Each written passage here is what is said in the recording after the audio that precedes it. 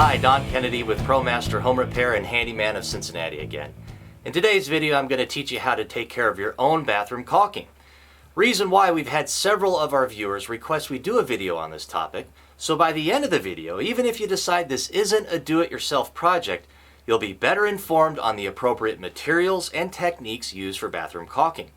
Now this is important because one of the most common home repair errors we witness is incorrect bathroom caulking, both in the types of caulk used and the techniques for its application.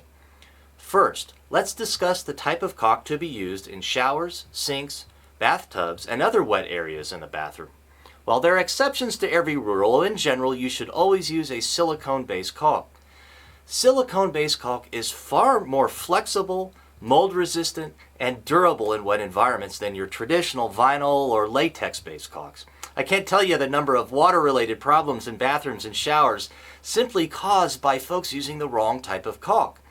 In a few moments, I'll show you a few examples of this. While there are many great brands of caulk out there to use, in today's video, I'm going to use this product made by GE. It dries in 3 hours, protects against mold growth for 5 years, and comes in many colors to match your decor. A word of warning though, there are a few newer bathroom caulks out there promising faster dry times in as little as 1 hour. While you may be drawn to use such products because of their fast dry time, especially only if you have one shower in the house, don't use them unless you're a professional. Even my craftsmen tend to stay away from these types of caulk because they set up and dry so fast they become extremely hard to use. And finally, if you don't have a caulk gun, you'll need to pick one up. Don't worry, they're really inexpensive. I don't have any particular recommendations. Just test them out in the store and find one you are comfortable using. In the video, you'll also see me use some masking tape, a screwdriver, putty knife, and some rubbing alcohol. You probably already have some of these items lying around the house. If not, pick them up as they're going to come in handy for doing a proper bathroom caulk job. So without further ado, let's get to work. Yet another example of where the backsplash, where it meets the countertop, was improperly caulked. Looked like using maybe a vinyl or a latex caulk. You can see it just comes right off. Doesn't adhere well. You can see a big gap as it shrank over time between that backsplash. So again, we're going to remove all of this and then reapply with silicone. Now here's a quick tip. If you're trying to dig the caulk out of a surface you're concerned about scratching, and you don't want to use a screwdriver that the metal may scratch, I like to use a plastic putty knife that looks just like this. It's strong, lightweight, yet it won't scratch the surface, so you can get in there and use that to break up the caulk and dig it out that way. Now you can see I've used my putty knife and I've cleaned out all of that caulk from that joint and made sure that there's no remnants there, and I vacuumed it out so there's no loose particles, but we're not done yet. Although it looks clean, we need to go over it with some isopropyl alcohol to make sure any of that residue is off and that we have a nice, clean, dry surface for that new bead of silicone caulk to bond to. Now just be careful because rubbing alcohol does have a pretty strong smell. To me, many of you know I used to be an Air Force pilot, so I love the smell of alcohol because we used to clean our masks out with this before and after every flight. So, I love that smell. It reminds me of getting ready to go fly. But, if it does bother you, go ahead and make sure you crack a window so you don't inhale all those fumes. All right, if you're a beginner, I recommend that you tape off any area that you're going to caulk for 2 reasons. Number one, it's going to keep you from getting caulk on the adjacent surfaces, which you're just going to have to clean up later. And B, you're going to have a nice sharp line. It's going to make that caulk bead look quite professional. Now, how big you make the bead of caulk is really up to you. It's just personal preference, but I like mine nice and tight. I don't like to see big caulk joints. When you see a big fat caulk joint, it wastes a lot of material, it looks sloppy and tacky, kind of like something you'd see in a really cheap hotel. So don't do that. I would suggest make them nice and tight. All right, hang with me a little bit longer. We're just about getting to the fun part where we actually caulk this joint. As we discussed at the beginning of the video, it is critical that you pick the correct caulk for the right applications. Probably the biggest mistake that I see with bathroom caulking is people use the inappropriate material. So here's two examples of what would be appropriate in the bathroom. First is both of these products are made by GE, but you know, DAP makes good stuff, and in your area there may be something different. But they're 100% silicone caulk that are designed for kitchen and bath, and you can see on there they're designed for wet areas. And this one advertises here 5 years mold free. This one dries in an hour and you know, offers a 10-year mold-free product protection. So much better choice than using a non-silicone product. All you need to do when they're new like that, you see the tip, you take your utility knife and you just cut off the top. Next, you grab your caulk gun. Now when I was a kid, I could never understand what this funny thing on the side of the caulk gun was. I didn't know what it was for. You know, I felt pretty stupid later when I learned that that was just a helpful tool to help you break the seal inside on a new tube of caulk. I was always finding a nail or something and breaking it that way. Nail always works too. So you still have your rag with some alcohol left over on it. Just wipe off that so you can use it next time and keep it clean. And then you just simply insert the tube of caulk into the gun, and then away we go.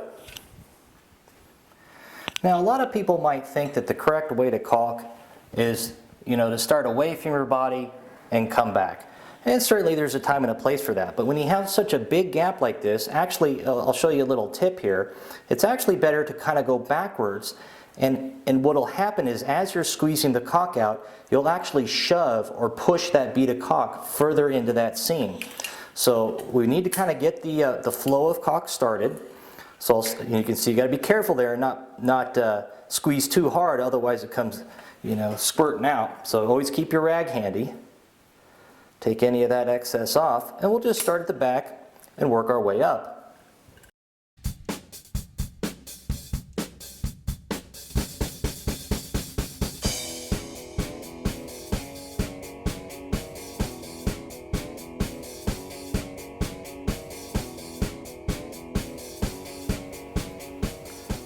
Now all we need to do is take our finger, run it down that line, and pull back all of that excess. We'll get a nice, smooth, even bead of caulk.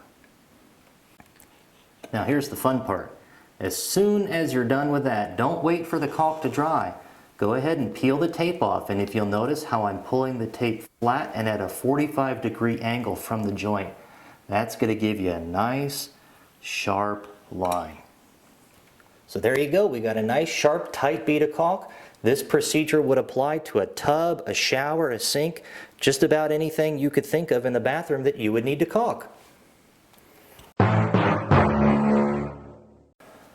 Now here's an excellent, albeit extreme example to illustrate why it is so important to keep the union between the tub or the shower pan and the tile wall well caulked and sealed.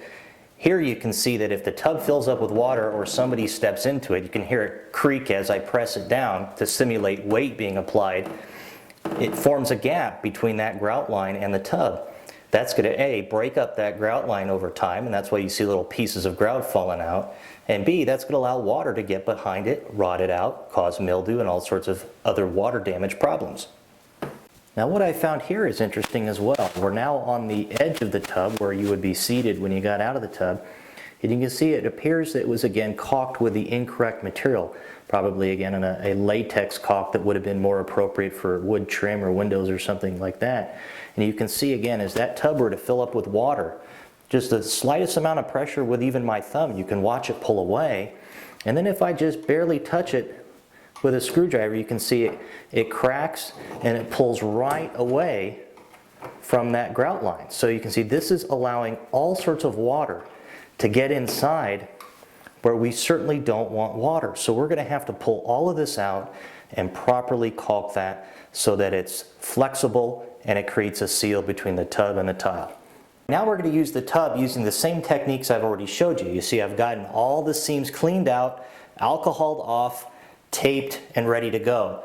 Now you remember at the outset of the video earlier on we talked about how a lot of the times the grout and the caulk fails because of the pressure and the weight of water and people that are in the tub or the shower basin.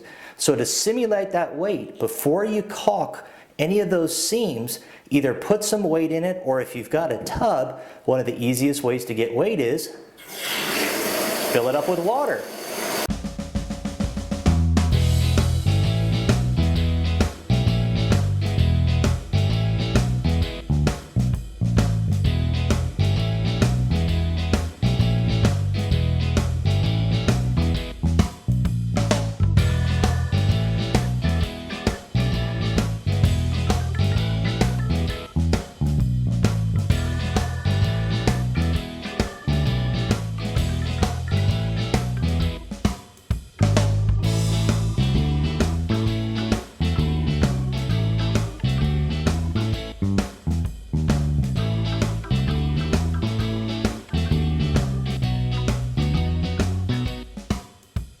I hope you enjoyed today's video on how to do bathroom caulking. One word of caution though.